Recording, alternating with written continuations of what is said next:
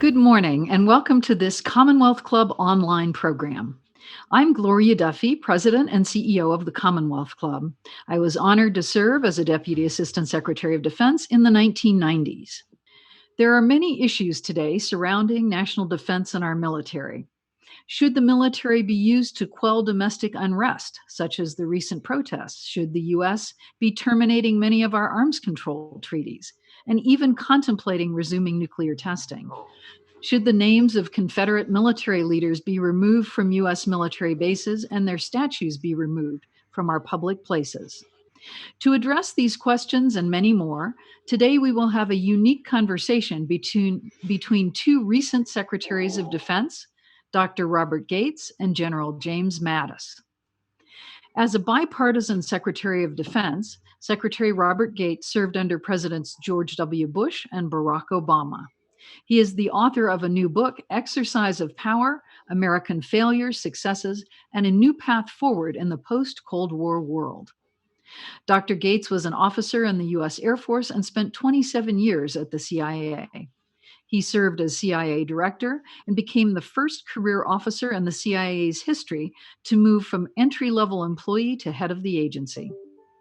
Secretary Gates served as a member of the National Security Council staff in 4 different administrations and for 8 presidents of both political parties. For his numerous professional contributions, Secretary Gates was awarded the Presidential Medal of Freedom, the nation's highest civilian award by President Obama. He is also a 3-time recipient of the Distinguished Intelligence Medal, one of the CIA's most prestigious honors. In conversation with him today is General James Mattis.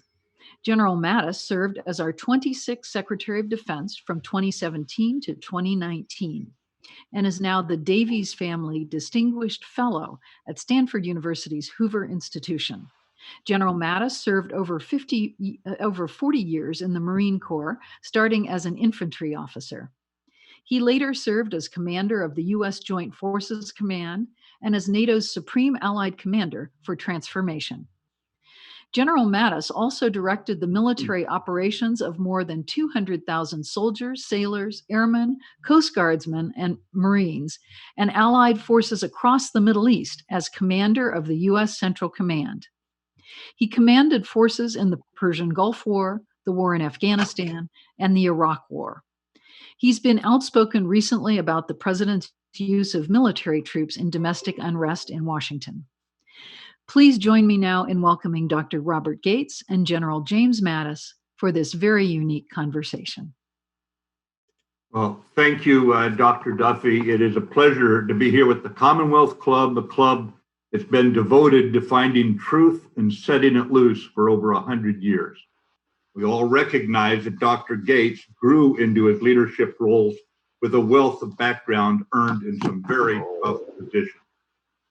Secretary Gates is my former boss, predecessor in office, and an inspiring role model. He was likened in one recent review as the rare foot soldier who rises to high command. Secretary Gates, in reading your book, one that I would be reassured were required reading for presidents and cabinet officers when they come into office, I was struck by you attributing a large part of America's 25-year decline in status, in prestige, to the failure of post-Cold War presidents and Congresses to recognize, resource, and effectively use what you call our arsenal of non-military instruments of power. Can you explain this fundamental failure and the significance of the title that you chose for your book? Well, first of all, thanks, Jim, for participating in this, and thanks to the Commonwealth Club for inviting me. The germ of the book really began with a question in my mind of how the United States had gone from a position of supreme power, probably unrivaled since the Roman Empire, in every dimension of power in 1993, to a country today beset by challenges everywhere. And I thought about how did that happen? How did we get here? And so I began looking at all of the major foreign policy challenges we'd had since 1993 and thinking about what we had done and what we had not done that contributed to that decline in our role in the world and our power in the world. And what I came up with was a set of non-military instruments of power that had played such an important role in our success in the Cold War against the Soviet Union, and had largely been neglected and withered after the end of the Cold War. At a time when we continued to fund our military, we basically dismantled all of the non-military instruments of power, from diplomacy to economic leverage to strategic communications and more. We can go into that later. and as I looked at the situations, at these challenges from Somalia and Haiti in 1993 and others, right up to our relationship with Russia and China today and North Korea, it occurred to me that we had failed in many respects to figure out how to compete with these powers outside of the military realm. And so the reality is, of the 15 challenges that I write about, for all practical purposes, I considered 13 to be failures. And that's why in the title, the word failures comes first. There are a couple of successes, and they're important successes, and there are some lessons to be learned from those as well. But we had a lot of problems during that 27-year period. And I would just conclude by saying, the wars in Iraq and Afghanistan both began with very quick military victories. And the problem that I identified, whether it was Iraq and Afghanistan or Somalia or Haiti or others, was that once we had achieved military victory, we then changed our mission. We then decided to move to trying to bring democracy and reform the governments of those countries. And that's where we ran into failure. Secretary Gates, I'd like to go more deeply into what you just mentioned, this symphony of power.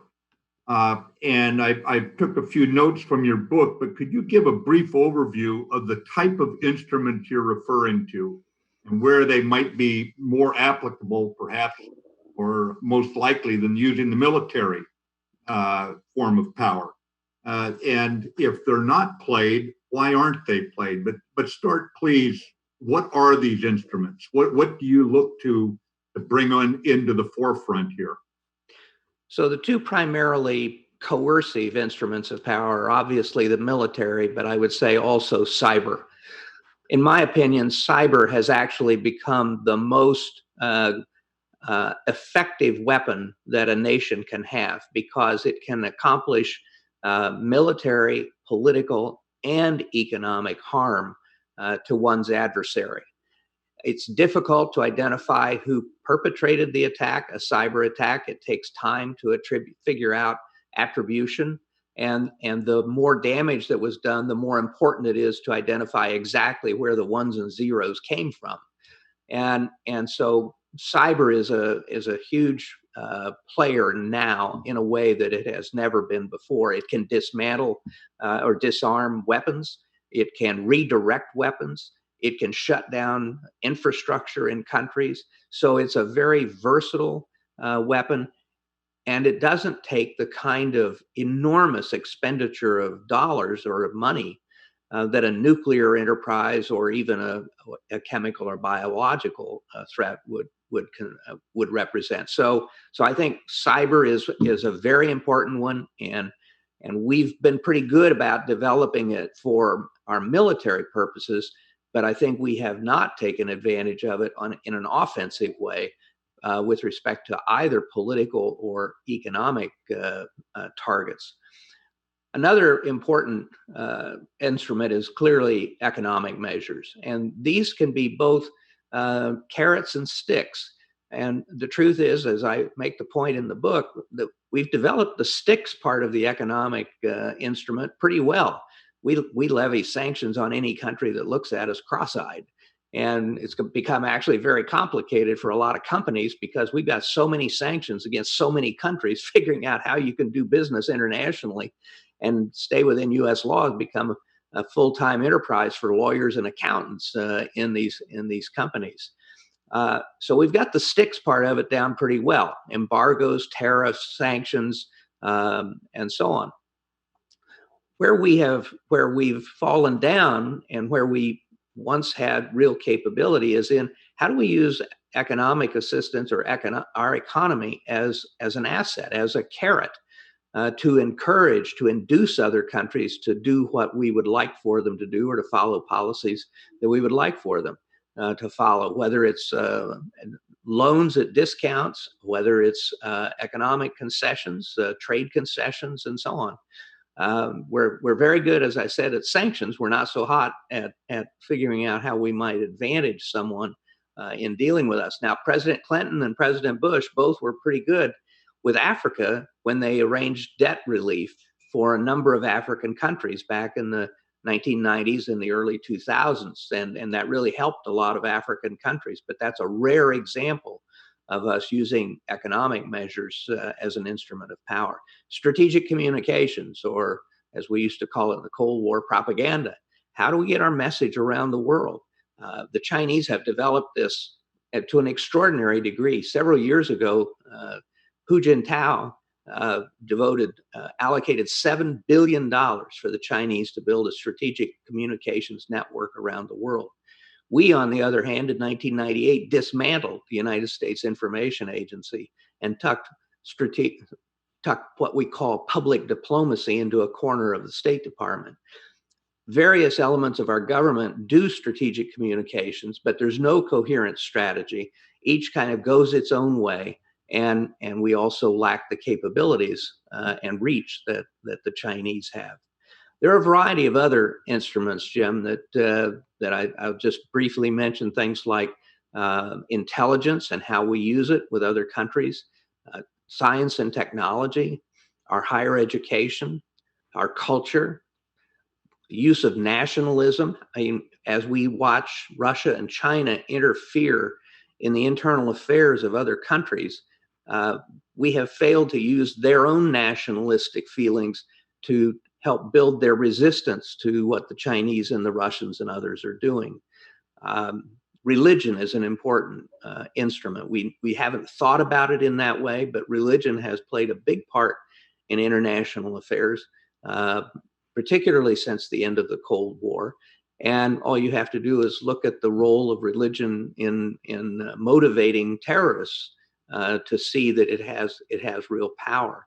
So there are a dozen or more of these instruments, and the problem is we have neither resourced them nor have we figured out a cohesive strategy, a coherent strategy on how to bring them together, as I call it in the book, in a symphony where they play together and each strengthens the other and overall strengthens the hand of the United States in dealing with the rest of the world. Why haven't we enlisted these other instruments in the symphony of power? If America has the power of intimidation, if we're threatened, obviously, in an imperfect world, we need the military, we need the CIA.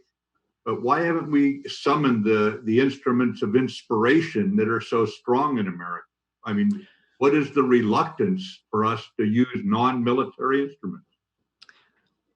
You know, it's a tough question to answer. I think part of it is that the Congress has been reluctant to fund these non-military instruments, really going back to the end of the Cold War.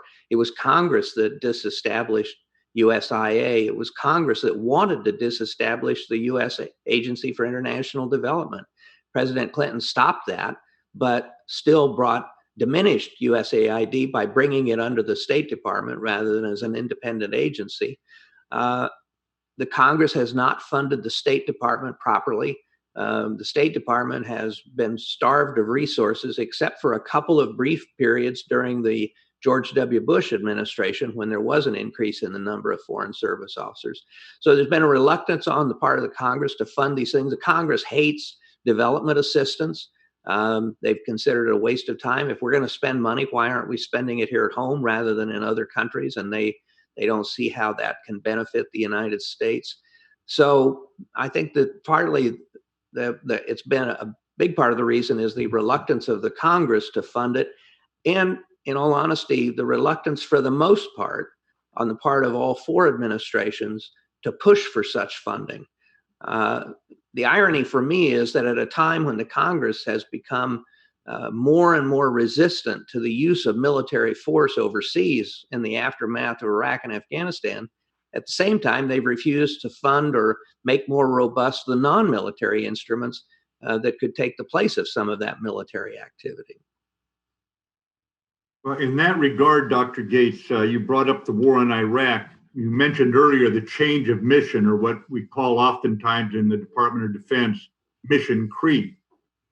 So we go into Iraq, and you write in the book that it has happened so often after the Cold War, there was a lack of imagination in the White House and its State Department on how to access non-government civilian expertise in order to strengthen non-military capabilities. They seemingly had no appreciation, you go on to say, of the importance of the private sector, apart from contractors, as an instrument of power. And it just begs the question, how can we leverage the private sector?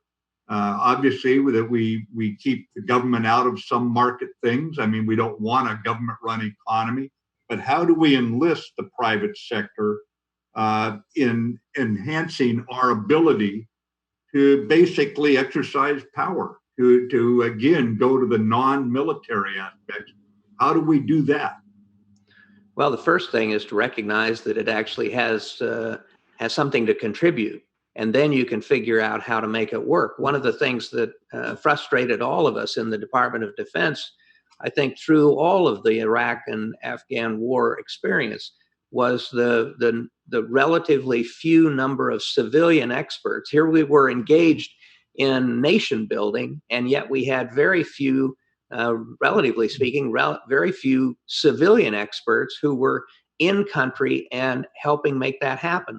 One of the instruments that had some effectiveness in both Iraq and Afghanistan was something called provincial reconstruction teams, PRTs. But at a time when we had at the peak of our presence in Iraq, we had 170,000 troops in the country, and we had 360 civilians in all of those PRTs in the entire country of Iraq.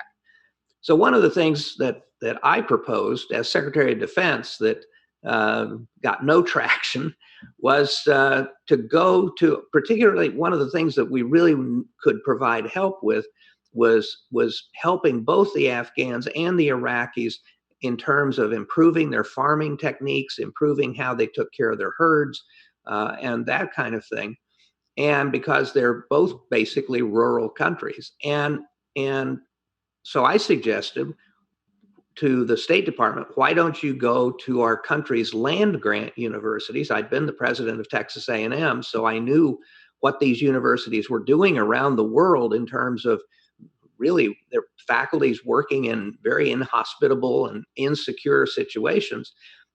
Why don't you go to these universities and ask them to help, to partner with us and augment what we're trying to do in these countries? Many of the faculty members were already in those countries, so how could we help them, and how could we help provide some funding and so on? We also had the advantage that the head of the National Association of Land-Grant Universities was a man named Peter McPherson, who'd been the president of Michigan State University, but also the head of USAID under President Reagan. So here was a guy who knew what we needed to do and who could have galvanized these universities to really be a powerful partner for us. Nothing ever happened. Similarly, I think that where we can use the private sector, or where we can partner with the private sector, is in figuring out how we are going to counter China's Belt and Road Initiative, this $1 trillion program of infrastructure, building ports and airports and highways and sports arenas and so on, in most places around the world. And a lot of these things are white elephant projects. They involve a lot of debt for the receiving country. The Chinese make these countries sign contracts with Chinese construction companies to do these things. They don't pay much attention to doing things honestly or in ways that actually benefit the people of the countries that are receiving these. If we could we can't compete with that. The Chinese, through their state-owned enterprises and banks and so on, can find the cash to fund these projects. We can't do that. Our economy and our government just doesn't have that we're not structured that way. But what we have is a private sector that invests all over the world. And how can the United States partner with private companies in the United States and incentivize them to invest in some of these developing countries and bring jobs, bring environmental concern, bring sustainability, and in a way that doesn't saddle these countries with projects that end up being useless or saddle the countries with huge amounts of debt. We don't really do much in the way of trying to incentivize companies to move down that path. And it's a resource that I think we could make better use of. And then finally, I would say we have all these enormous numbers of churches and charities and others that do projects around the world, whether it's in terms of health and get alleviating or getting rid of diseases, the work of the Gates Foundation and a number of others. They often don't want much to do with the government, but is there a way we can augment their activities? And we work in partnership with them? How can we work together? And frankly, there just isn't much. There isn't much done to try and move down that road. So these are just three examples of where I think we just haven't been very imaginative in terms of how we can leverage our great strengths and translate that into efforts to what I would call is shaping the international environment in a way that serves our national interests. We don't need to be altogether altruistic in these efforts. After all, it's the responsibility of the president and the government to advance American interests and protect American interests around the world. But if that means you have to shape the international environment, and these are the tools that you can use to shape the international environment. Well, we have tried on many occasions to shape the environment, as you point out, not very imaginatively and not very, frankly, successfully. We have tried to help multiple countries gain peace and stability. One of the successes, though, was the Colombia plan. That one worked. Why did that one stand out? Why did that one work when it's in amongst such a number, over a dozen, what I think could objectively be called failures? Yeah, Colombia was a success, and it was a success under multiple presidents.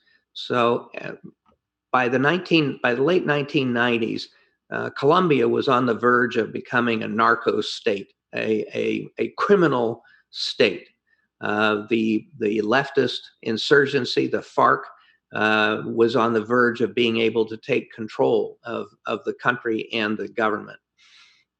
What made our effort in working with the Colombians successful in controlling and then defeating the FARC was, first of all, we had a very strong partner in Colombia. The president of Colombia, President Uribe, was a very strong person. He was an honest person, and he was determined to defeat the FARC.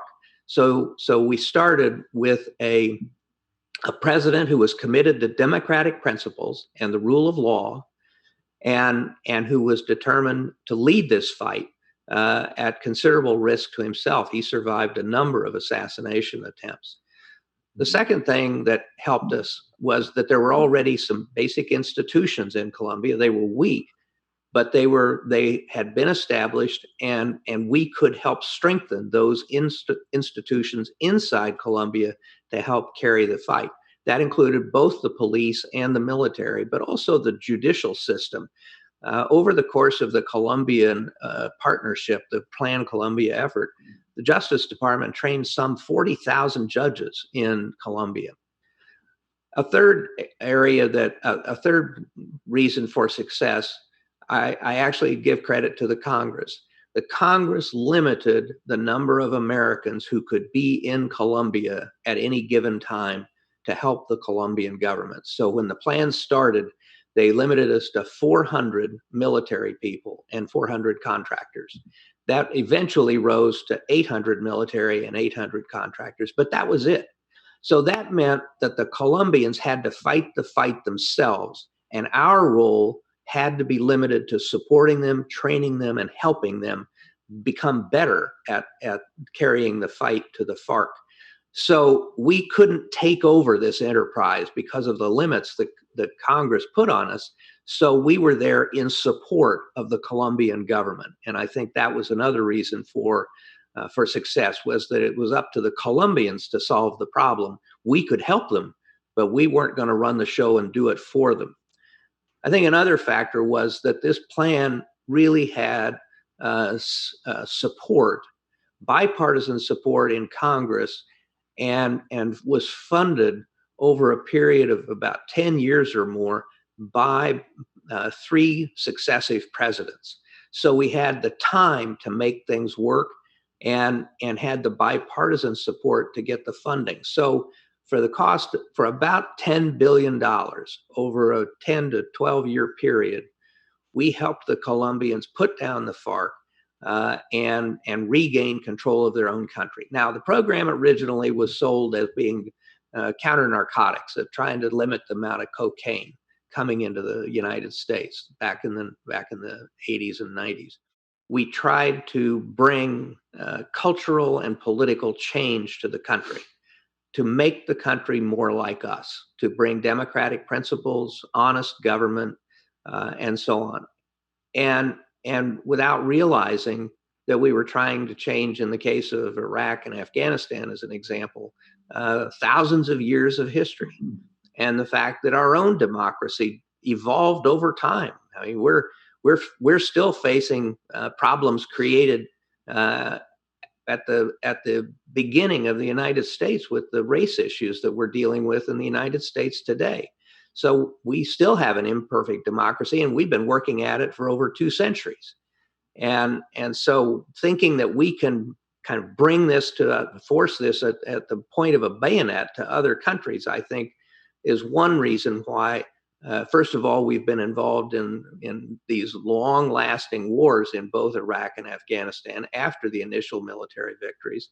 But it's also why we failed. One of my favorite quotes is from Winston Churchill. In late 1944, he was approached about overthrowing the dictatorship that was running Greece at the time. A dictatorship, by the way, that was very supportive of what the Allies were trying to accomplish in beating the Germans, beating the Nazis. And they wanted him to install a democratic government. And Churchill's response was, "Democracy is not a harlot to be picked up on the street at the point of a Tommy gun." And I think the principle still exists. You can't force a country to build a democracy. Now, Iraq has a very rudimentary democracy today. They're actually probably the only democratic Arab government in the entire Middle East. But the cost has been extraordinarily high. And a lot of the Iraqis, as you know better than I do, still do not believe that the Shia-dominated government serves their interests, particularly the Kurds and the Sunnis. So there's a long, very tough road ahead for Iraq. But I think a big part of the failures in these countries was trying to bring social, cultural, and political change, basically using the United States military. I think our role should be to encourage democracy, should be to provide people the tools, as we did the Colombians, and the training, and encourage them to move toward democracy. But the notion that we can force it and bring it about overnight, I think contributed to several of the failures during this period. And the other failures in many instances were a lack of imagination in terms of using these non-military instruments, and frankly just being too ambitious. I argued against our intervention in Libya because I didn't see where we had any national interests that were at stake. You have two quotes that kind of highlight this challenge about America's role in the world. One, should America's mission be to make the world safe for democracy? This is, of course, brought from President Woodrow Wilson's approach. Or in the words of John Quincy Adams, should America be the well-wisher to the freedom and independence of all, but the vindicators and champion only of her own democracy? So how do you parse this when you're confronting events in the world that may not be vital interests, but what is America's role as we watch the young people in the streets of Hong Kong, or we watch other places where some are trying to bring about democracy, and of course there's autocrats around the world who say, not on my watch, not going to happen. So where does America go forward, and when do we go forward using the symphony of powers, and how do we do this? I mean, what does it look like in your vision? Now, John Quincy Adams had another quote that came out of the same document. He said, "We ought not go abroad in search of monsters to destroy." In other words, we ought not go looking for trouble. I think, as I write in the book, I think Wilson and John Quincy Adams have to coexist. I think that it is from the beginning of our republic, we have seen ourselves as the city on the hill, as an example for the rest of the world to follow. And as part of our foreign policy, to do all we could to advance the interests of democracy and reform abroad and human and political rights. Where I draw the line is in using the military to make that happen. I think that, as we've been discussing, you can't force a country into democracy. These institutions have to be developed. One of the lines that we all used was having one election is not synonymous with bringing democracy to a country. Democracy is based on the rule of law. It's based on institutions. And the role we can play is helping countries develop those institutions. This is where the civilian part of these instruments of power that I talk about is so important, because it's our people helping them develop their own institutions and encouraging the development of those institutions. USAID and a number of private foundations in the United States funded a huge number of non-governmental organizations in Russia, for example, in the 1990s, to try and encourage the development of democratic institutions and the rule of law and so on. And it is evidence that those were working. That in the 2000s, Vladimir Putin essentially eliminated the ability of all of those NGOs to work in Russia. At some points, there were thousands and thousands of these, and now they're just a handful. Same thing in China.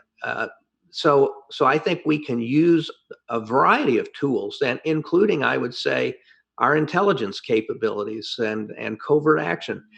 The CIA's covert action played a big role in the success of Solidarity in Poland and taking on the communist regime there. There were kind of three institutions that supported Solidarity, all working independently: the Catholic Church and Pope John Paul II, CIA, and the American labor unions through the AFL-CIO. So we have these instruments that we can use to encourage those trying to bring democracy to their own country and to help them strengthen those institutions. But it's us helping them, not us trying to force it on them. Dr. Gates, when you look at China's advantages, you noted some with their state-run economy and what they can do with money going into certain places. perhaps just loading up debt on countries that'll never be able to repay it, and developing some degree of control over some otherwise sovereign decisions. Do you think the U.S. adherence to stricter moral standards actually weakens us in this competition that's going on between the China model, clearly an authoritarian model? It's hard to believe they would practice a kinder, gentler model externally from their country than they practice on their own people. Are we actually weakened by taking a more moral stance as we look at our role in the world up against a Chinese model, which is basically buy your allies, shoulder your way in, dismiss other nations' sovereignty, whether it means diplomatic or economic or even moral sovereignty? I mean, where do we stand in this competition?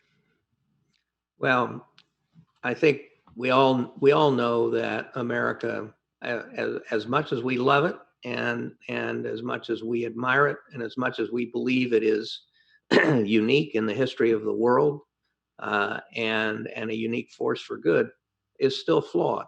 And we're seeing the results of that in the streets of most of our cities in the last few weeks. But we do stand for some things, and it's not by accident that on Tiananmen Square in the spring of 1989, that the Chinese students erected a statue that they called the Goddess of Liberty, that looked an awful lot like the Statue of Liberty in New York Harbor. It's not an accident that the Hong Kong protesters are waving American flags. It's not an accident that during the pushback on the Iranian regime just a few months ago, after they shot down the airliner, that they had painted an American flag. The students had painted an American flag on the steps of one of their schools, and people were walking around that flag so as not to step on it. So I think the rest of the world knows that we're flawed, but they also know we're about the only country in the world that consistently tries to get better. We know what we believe in, and we work every day at trying to make our actions coincide with our beliefs and with what we profess to admire the most in democratic countries. So I mean, we have to address our problems here at home. We do need to be a model. And frankly, we're not a very good model right now. Our politics are paralyzed. We can't tackle any of the big problems that our country faces, whether it's immigration or education or infrastructure or other things. We still have to battle racial injustice, but we are trying to fix these things. And I think other countries recognize that. And as long as we continue to profess our ideals, as long as we try to help them create democracies, I think our ideology, if you will, is still to be admired around the world. Now, the truth is, I think that it is tarnished now as a result of several things over the last dozen years or so. The 2008-2009 economic crisis in this country undermined sentiment around the world that the American economic model was one they wanted to emulate. I think that economic inequality in this country is a problem that other countries see and makes them wonder whether the American economic model is one they want to follow. Our paralysis, our polarization has been with us since the very beginning of the Republic. The names that Jefferson and Adams called each other would fit right into today's political campaigns.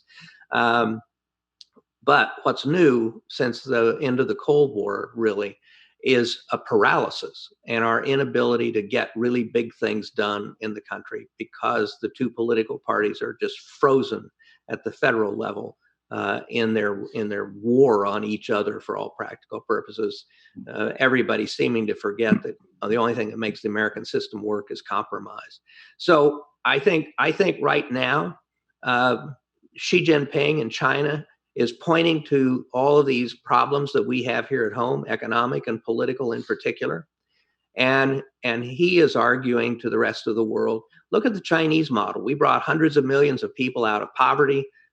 We're able to have this incredible 21st century infrastructure. We're willing to help you build a modern infrastructure in your country.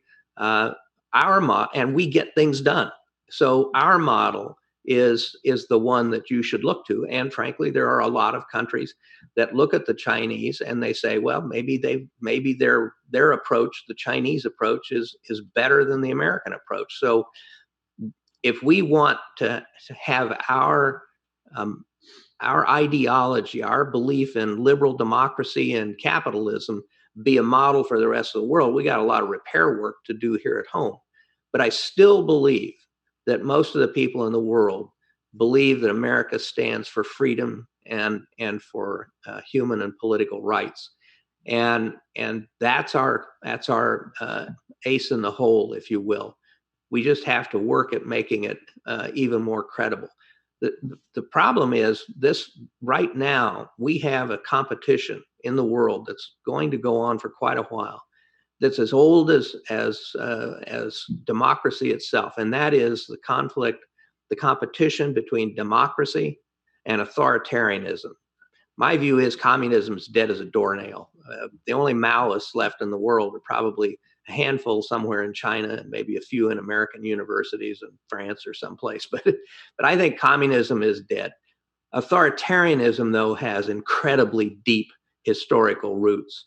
And that's the real danger. We defeated authoritarianism twice in the 20th century.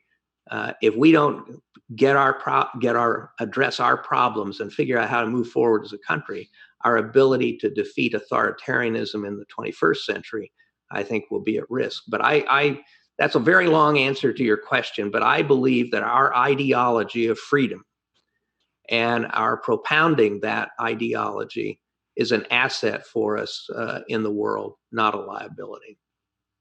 Yes, sir. I've often learned most about our country and what freedom means to others and what we represent to others through foreign eyes.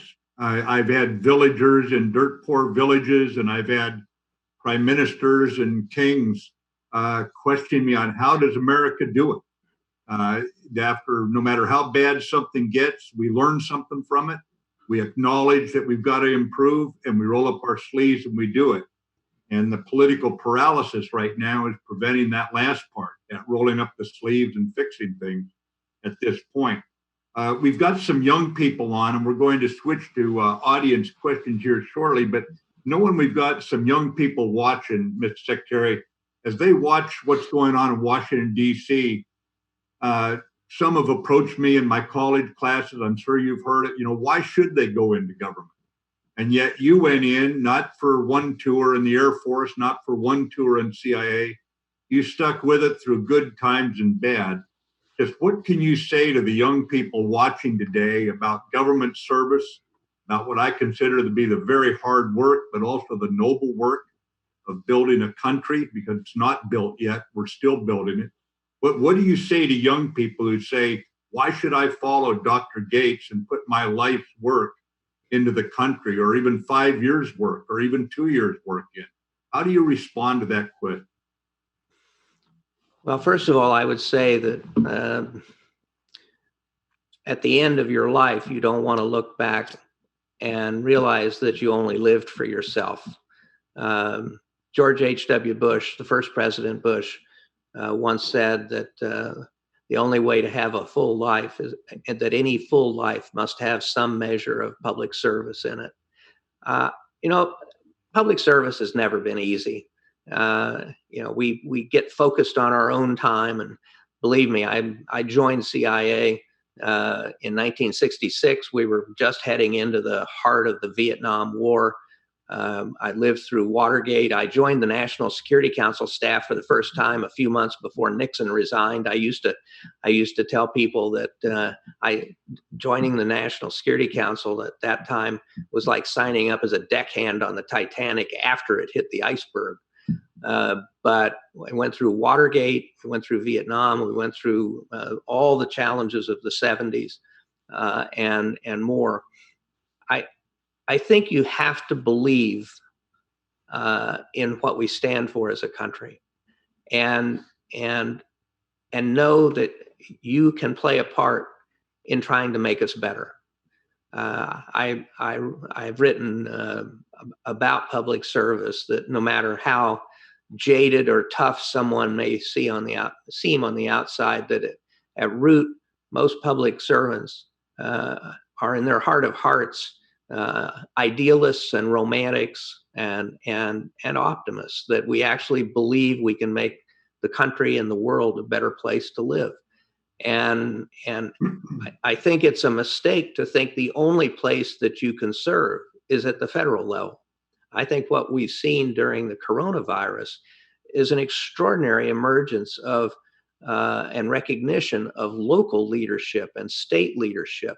So you don't have to go to work for CIA, or you don't have to put on the country's uniform, although I hope you do.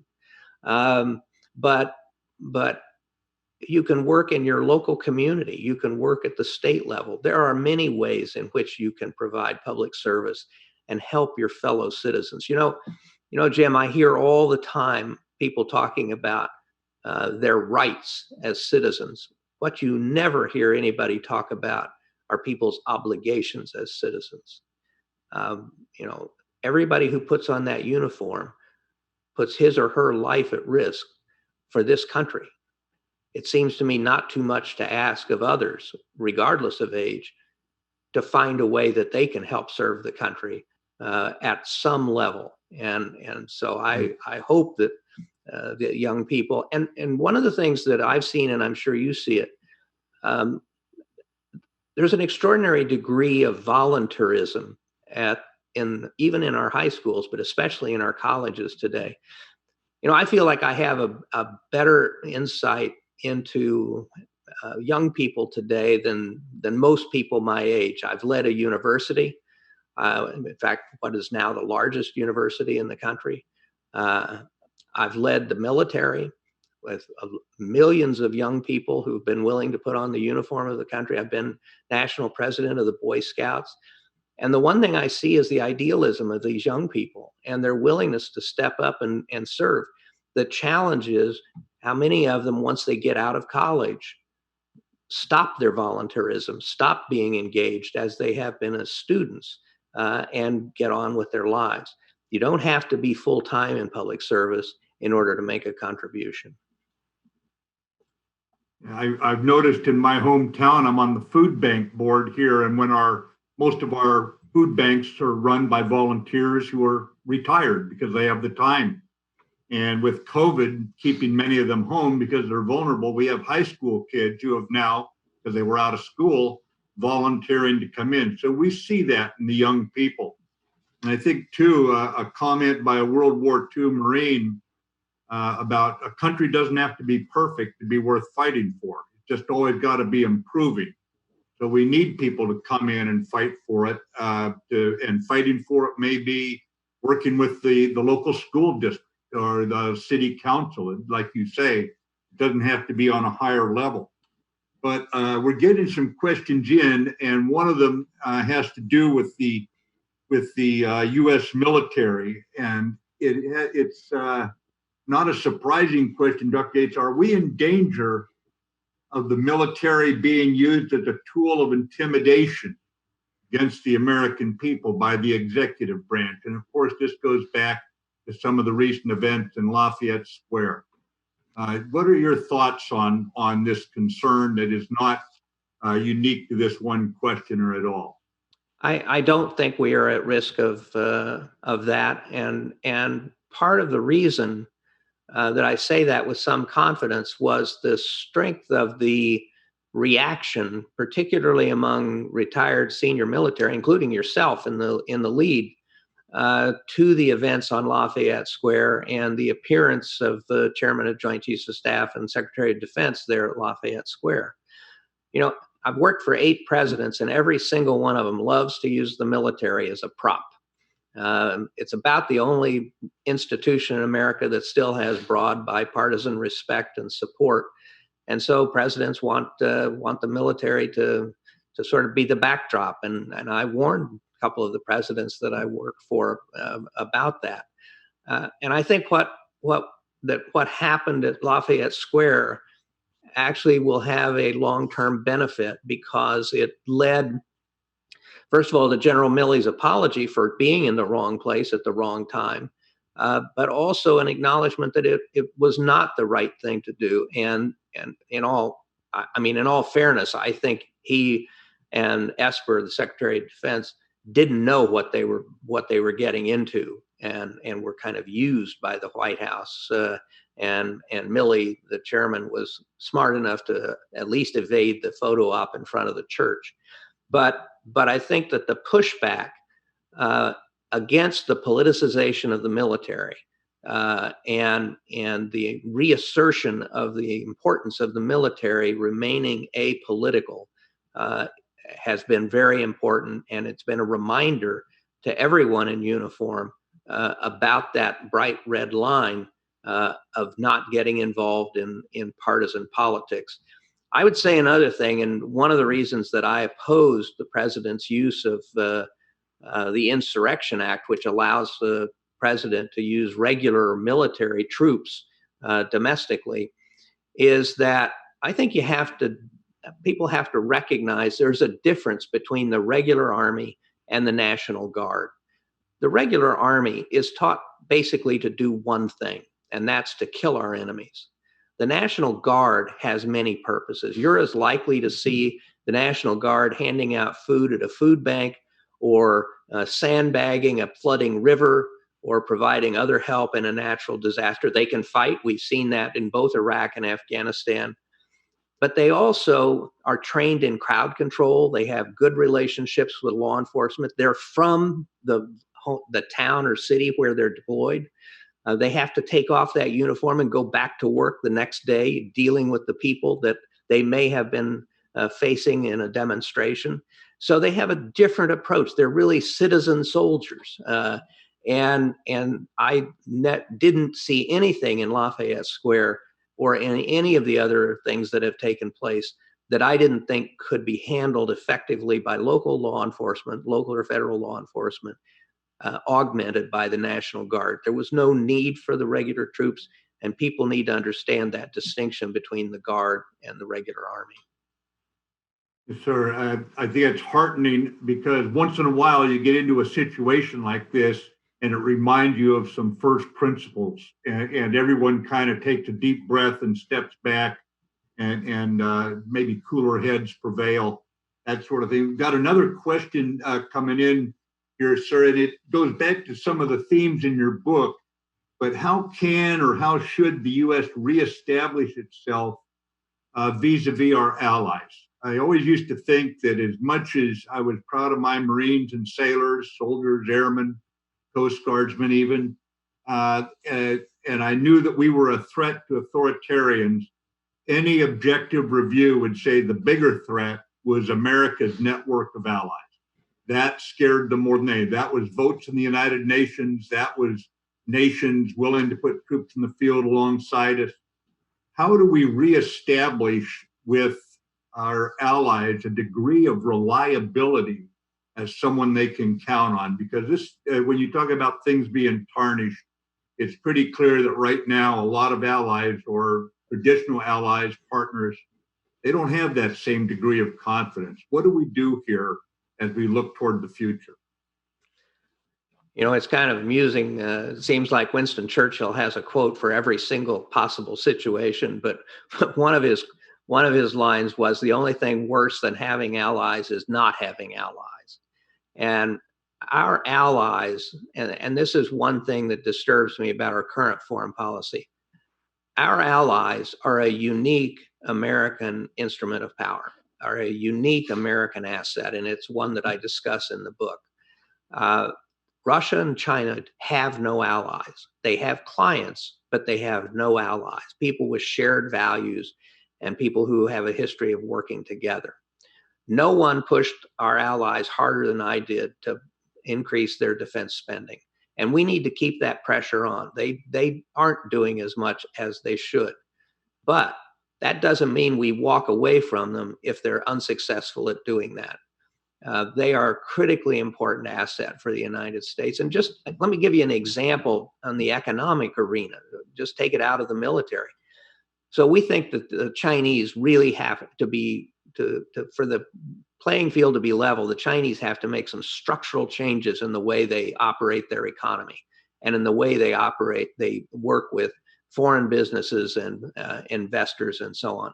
Just think how much more powerful our bargaining position would be if on our side of the table right now, we had the Europeans and the Japanese and the Australians and the Indians, all of them saying together to the Chinese, you must make these changes in the way you do business to level the playing field, or you will pay an economic price for it.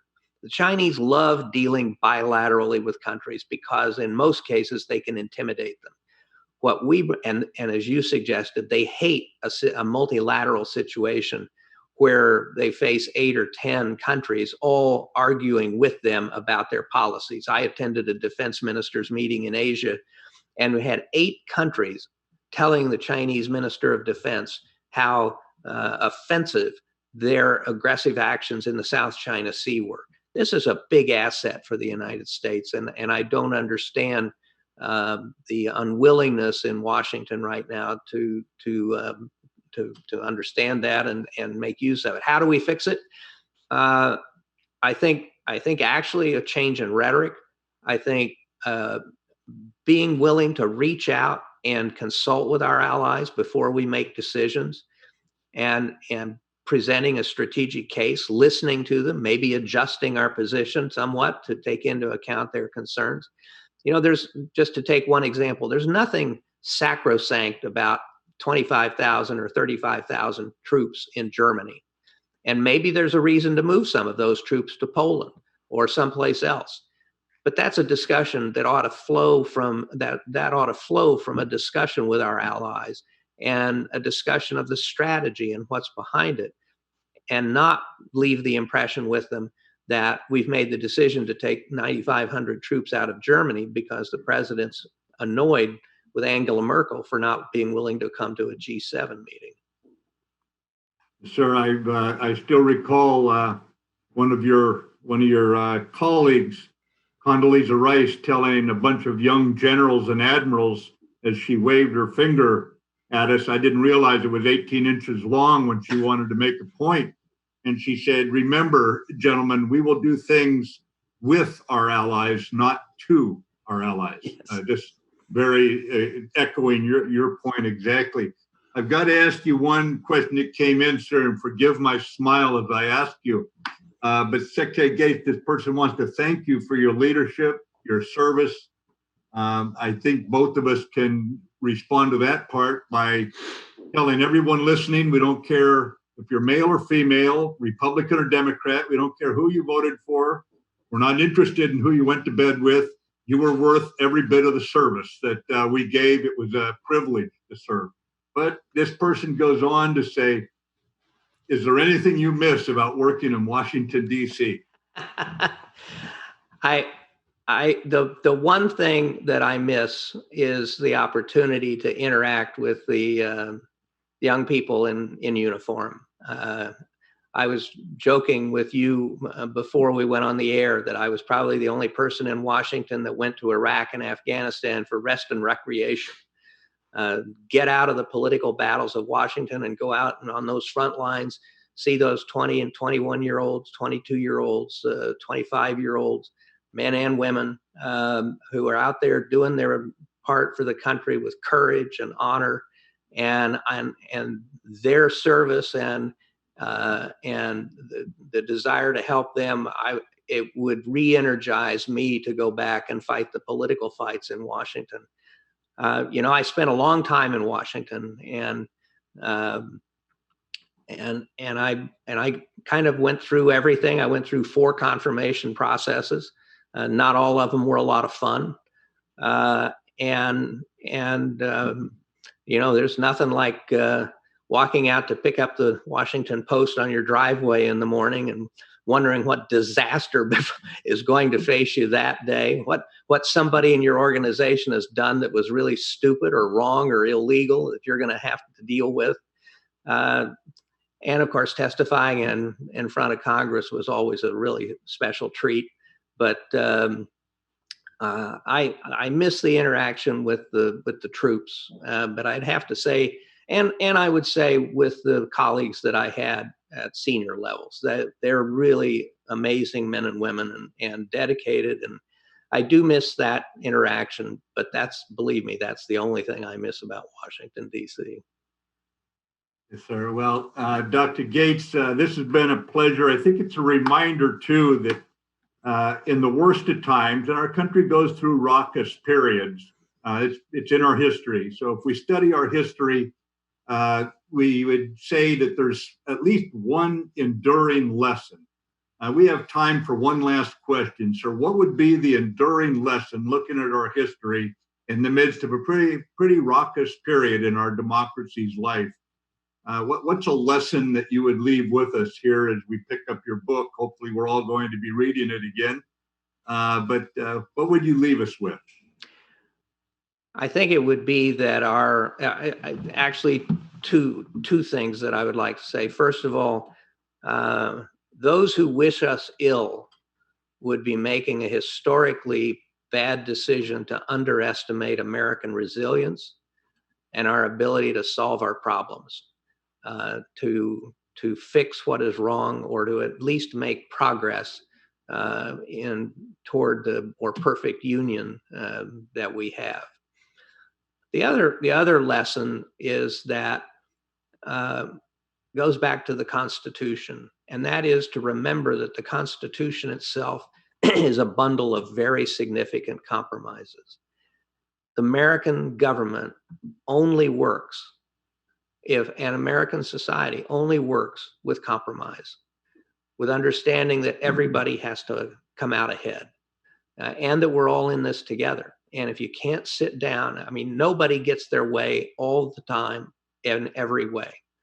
So figuring out how to compromise and move the ball forward. Ronald Reagan, who was one of my favorite presidents, Ronald Reagan was considered to be by a lot of people to be an ideologue, but Ronald Reagan was actually pretty pragmatic.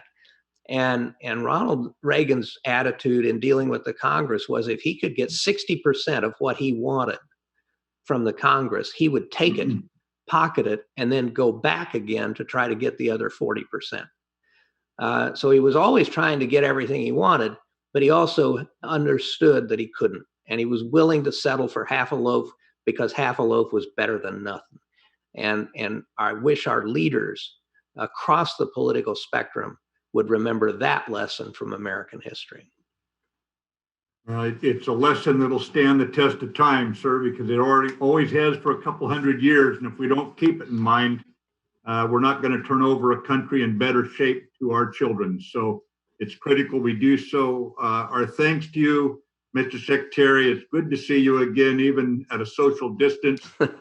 Author of Exercise of Power, America's Failures, Successes, and a New Path Forward in the Post-Cold War World. We encourage all of you to buy a copy and please send it to your elected leaders. Tell them to read and heed it. Also express our appreciation to all the viewers joining us online. The club has a wide range of virtual programs coming up, so please visit their website for more information. I'm General Jim Mattis, and this virtual program of the Commonwealth Club is adjourned. Thank you. Thank you, General.